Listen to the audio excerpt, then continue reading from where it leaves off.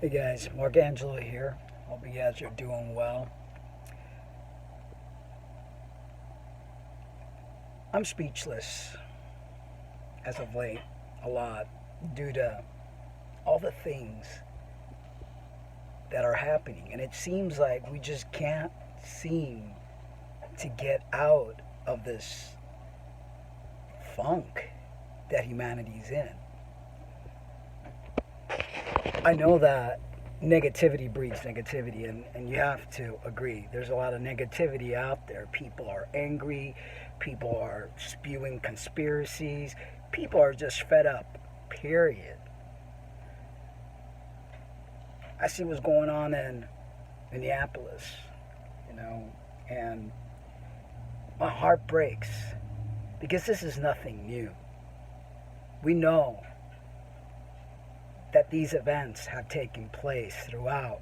But I think right now, people have just had enough. And for good reasons. I actually sat and watched the full video where there could be no lies on what took place. And thank God for that woman who had the camera, who videotaped everything, and for the cameras that were on the streets, because they could have spun this, as I'm sure they've spun things in the past and they've lied. But there's no way around this. I don't understand why those officers are not behind bars yet. And I think that's what it's going to take for people to settle down. Until that happens, we're going to see a lot more violence, needless violence. I mean, two wrongs don't make a right. And I understand it's justifiable. People are angry. People are fed up. We haven't even resolved this pandemic yet. And here we have this massive pandemic of racism that has been taking place since the new president. And when I mean new, was because prior to that, when Obama was in office, everything was beautiful. But since he has taken office, it's been nothing but a racism fest. It's like he's given people a license to hate. There's just so much agitation and anger and hatred, and you could just you could sense it, you could feel it. And it's not good. It's not good for our children, it's not good for humanity, it's not good for anyone. This is going to cost us so much grief, so much more illnesses. We need to get out of this funk. It seems the more negativity we focus on, the more negativity we get. And it's just so hard. I mean, my heart breaks for that family. My heart breaks for every single person who's ever had to endure any type of racism and prejudice. I know when I was younger and I came from Cuba, my reception to this country was to be called a spick. Why don't you go back to your island, spick? And words like that are really hurtful in a child. I know it hurts as an adult as well, but as a child, you don't quite understand why people are labeling you something that you don't understand. It's like people are people in your mind. But this sort of hatred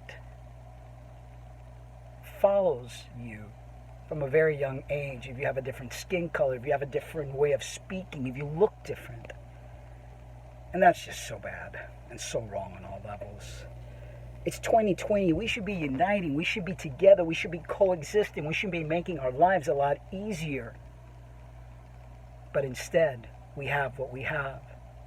And until we make an effort, every single one of us, to change it, to stop living life based on materialism, on greed, all these things that we put in front of us over human kindness, over human need,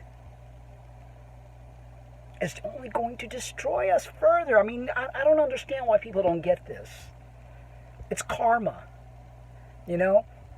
This country has so much karma on their hands for this colonization, taking in slaves and hurting people, dividing families, and everything for a piece of paper that is worthless. You can't even wipe your rear end with it because it's so hard. You can't eat it.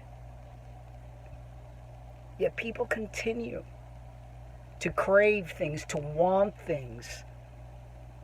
They put things in front of everything else, and until we learn that materialism is not going to get us where we need to go, we are going to continue to make the same mistakes. And we're going to feed off this system. I mean, I am sick. And I know for a fact that a lot of my sickness, besides, I've been eating sugars and doing the processed stuff, which I'm eliminating and going back to my plant-based because the other makes me ill. But what's really making me ill is this energy. It's like you could sense it, you could feel it. It's destructive. It creates inflammation, it creates disorders, it does all sorts of horrible things. When are we going to learn, and when are we going to say enough is enough? And not through violence, because violence just breeds more problems.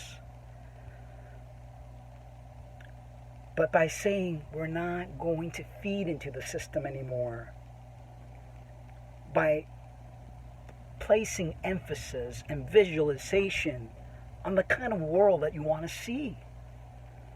Because that's important. You need to create the world you want to live in through meditation, through living your life by example.